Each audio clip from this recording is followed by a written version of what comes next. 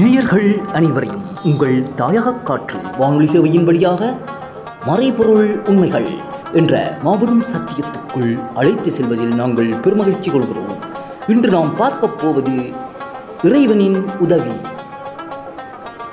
இந்த இறைவனின் உதவி என்ன என்றால், எல்லா மதங்களும் இறைவனிடமிருந்து உதவியை பெறுவதற்காகத்தான் இறைவன் கொடுத்த வழிமுறைகள்.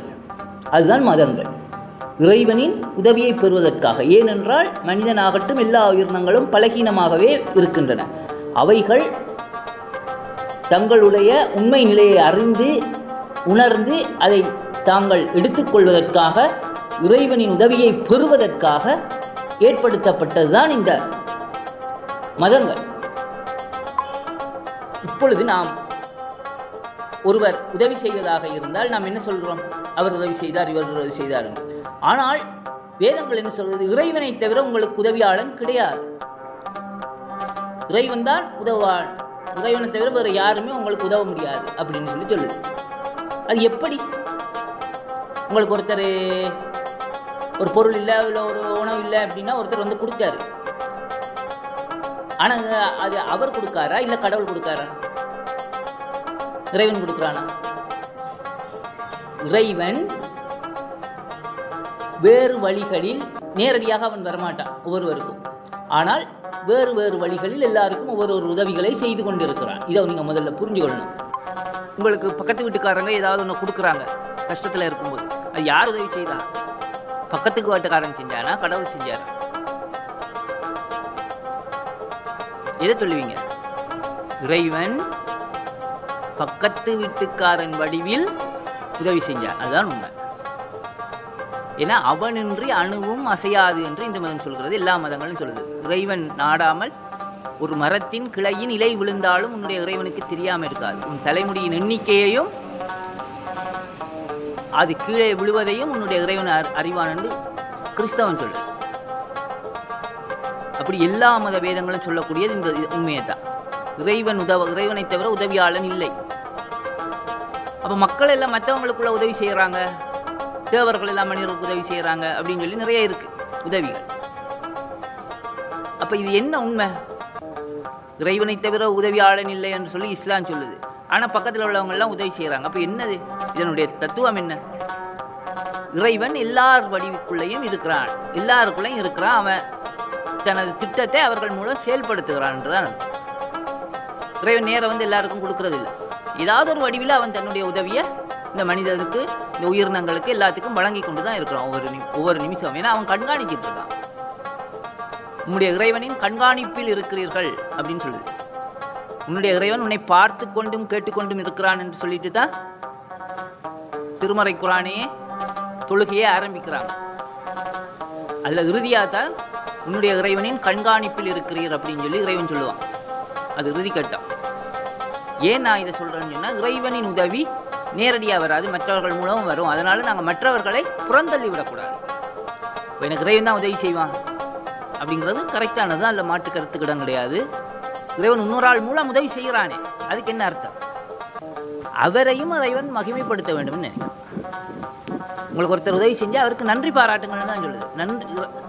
எல்லாம் நன்றி பாராட்டுவனாக இருக்கிறான்னு சொல்லுது. நன்றியோடு இருங்கள் என்று சொல்கிறார் கடவுள். எல்லாமே வேதங்களும் மற்ற நீங்கள் நன்றியோடு இருங்கள் என்று. பிறர்கள் உதவி செஞ்சால் நம்ம நன்றியோடு இருக்கணும். இறைவன் தான் தந்தா எனக்கு அப்படின்னு சொல்லிட்டு இவங்களை உதாசீனப்படுத்தக்கூடாது. ஏன்னா இறைவன் அவர்கள் மூலம் வெளிப்பட்டிருக்கிறான். அவர்களுக்குள்ள உள்ள இறைவன் வெளிப்பட்டிருக்கான் அவர்கள் மூலம்னா, அவர்களுக்கு ஏதோ ஒரு எக்ஸ்ட்ரா இது இருக்குது, அதனால அவர்கள் மூலம் இறைவன் வெளிப்பட்டிருக்கான்னு தான் சொல்லணும். இப்போ எல்லாரும் மனிதர்கள் தான். ஆனால் முகமது நபியோ இல்லை ஆதிசங்கரோ இல்லை ஜேசு கிறிஸ்துவோ இல்லை மூசா நபியோ யாராக இருந்தாலும் அந்த அவங்க இறைவனிடமிருந்து மனிதர்களிருந்து கொஞ்சம் பவர் கூடினவங்களாகவும் இறைவனிடமிருந்து பவரை வாங்கினவங்களாகவும் இருப்பாங்க. அப்போ அவர்களுக்குரிய மரியாதையை கொடுக்க வேண்டுமா இல்லையா? கொடுக்கணும் கண்டிப்பான முறையில். என்ன, இறைவனின் அடியவர்கள் அவர்களுக்குள்ள மரியாதையையும் அவர்களுக்குள்ள சேர வேண்டியதையும் நம்ம கொடுத்தே ஆகணும். பக்கத்துக்குள்ளார உதவி செஞ்சாங்கன்னா பதிலுக்கு நம்ம உதவி செய்யணும். அவனுக்கு கொஞ்சம் நன்றி உடையவனாக இருக்கணும். நன்றி கடவுளுக்கு மட்டும்தான் நன்றி உடையவனாக இருப்பான்னு சொன்னால் இறைவன் அதை விரும்ப மாட்டான்னு சொல்லி வேதம் சொல்லுது. ஒரு ஆள் மூலம் உதவி செஞ்சானா அந்த ஆளுக்கு நீ நன்றியுடன் இருக்கணும் அங்கிறது தான் வேதங்கள் சொல்கிறது. இதை நான் ஏன் சொல்ல வர்றேன்னா, இறைவின் பெயரால் இறைவனுக்கு மட்டும்தான் மரியாதை கொடுப்போம், மற்றவங்களுக்கு மரியாதை கொடுக்குற மாட்டோம் அப்படிங்கிற ஒரு கண்ணோட்டம் வளர்ந்துட்டு இருக்கு சமுதாயத்தில். அப்படி கிடையாது. இறைவனுக்குத்தான் எல்லா புகழும், இறைவன் ஒருவனுக்குத்தான், அதில் மாற்றுக்கிறது கிடையவே கிடையாது. ஆனால் இறைவன் இன்னொரு ஆளை கனப்படுத்தக்கூடிய, நீங்கள் நன்றியுடன் இருக்க வேண்டியதை அவரை பெருமைப்படுத்தணுங்கிறது தான் அவர் மூலம் உங்களுக்கு உதவி செய்கிறார். அதை நீங்கள் உணர்ந்து கொள்ளணும். இதை நீங்கள் உணர்ந்து கொண்டீர்களானால் இறைவனுக்கும் அவன் அடியவர்களுக்கும் நன்றியுடையவர்களாக இருப்பீர்கள். அதனால தான் இந்து மதத்தில் சொல்லுவாங்க, அடியார்க்கும் அடியேன் என்று சொல்லுவாங்க. இறைவனின் அடியவனுக்கு நான் அடியவன். அப்போ இறைவனுடைய தன்மை அவங்கள்ட்ட வெளிப்படுதுன்னு அர்த்தம். அந்த இறைவனுடைய தன்மை வெளிப்படும் ஒரு இடத்துல நம்ம இறைவன் சொல்றான், நான் எல்லா பொருள்களையும் எனது அறிவாலும் ஞானத்தாலும் சூழ்ந்திருக்கேன். அறிவாலும் அருளாலும் ஞானத்தாலும் சூழ்ந்திருக்கிறேன். எந்த பொருளை எடுத்தாலும் இறைவன் முதல்ல சூழ்ந்திருப்பான்.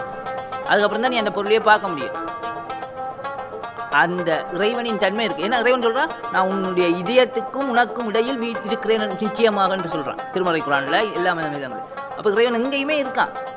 அதுவும் நாம இறைவனை எண்ணி நாம் கனப்படுத்தினால், மகிமைப்படுத்தினால் போதும். அது மிகப்பெரிய இறைவனின் ஆசீர்வாதத்தை உங்களுக்கு கொண்டு வரும். யார் மூலம் நம்மளுக்கு உதவி செய்யப்படுவோ அவர்களுக்கு நன்றியுடையவர்களாக நாம் இருக்க வேண்டும். அவர்கள் எனக்கு கடவுள் தான் தந்தார், நீ தரல, இல்லைன்னா உன் மூலம் இல்லாமல் வேறொருத்தர் மூலம் உதவி செய்வார் கடவுள் அப்படி என்று சொன்னால், கடவுள் இவனை தேர்ந்தெடுத்து உனக்கு உதவி செய்ததற்கான அர்த்தம் என்ன? அதனால நீ நன்றியுடையவராய், அடியாருக்கு அடியேன் அப்படின்னு சொல்லுது இறைவனின் அடிய. அதான் எல்லா மதங்களும் அதைத்தான் சொல்லுது. ஆனால் மக்கள் ஒரு தவறான கண்ணோட்டத்தில் இறைவன் பெயரை கொண்டு அவனுடைய அடியவர்களை மறுதளிக்கிறார்கள். அதனால்தான் இந்த பதிவு. இறைவன் எல்லார்ட்டையும் இருக்கான். இறைவனை அறிந்து கொள்றவங்கள்ட்ட அவன் மிக அதிகமாக வெளிப்படுறான். அவனுடைய உதவி அவர்கள் மூலம் கிடைக்குது. அந்த அவர்கள் மூலம் யார் மூலம் கிடைக்குதோ அவங்களுக்கு நாம் நன்றியுடையவராக இருப்போம். அவர் மூலம் உதவி செஞ்ச உங்களுடைய எல்லோருடைய இறைவனைக்கும் நாங்கள் நன்றியுடையவராக இருப்போம். எல்லா புகழும் இறைவன் ஒருவனுக்கு. அதே மாதிரி தான் தேவர்கள், வானத்தில் இருக்கக்கூடிய தேவர்களும் அவர்களுக்கு நன்றி செலுத்துவது தான் இந்து மதத்தினுடைய பண்பு. ஏன்னா அவர்கள் தான் மழையை கொடுக்குறாங்க. ஏன்னா மலக்குள் மவுத்துன்னு சொல்லி இஸ்லாம் சொல்லுது. அப்படின்னு ஒருத்தர் இருக்காரு. ஒவ்வொரு வேலைகள் செய்கிறதுக்கு இறைவன்கிட்ட இருக்காங்க. இறைவனுக்கு தான் எல்லா புகழும். ஆனால் அவர்கள் மூலம் செய்யும்போது அவர்களுக்கு நம் நன்றியுடையவர்களாக இருக்க வேண்டுமே. அதுதான் திருமறை குர்ஆன் சொல்லுது, நீ ஜிப்ரையிலுக்கோ மிகாயிலுக்கோ உங்களுக்கோ யார் எதிரியா இருக்காங்களோ அவங்களுக்கு அல்லாவும் எதிரியா இருக்கிறான்னு சொல்லுது.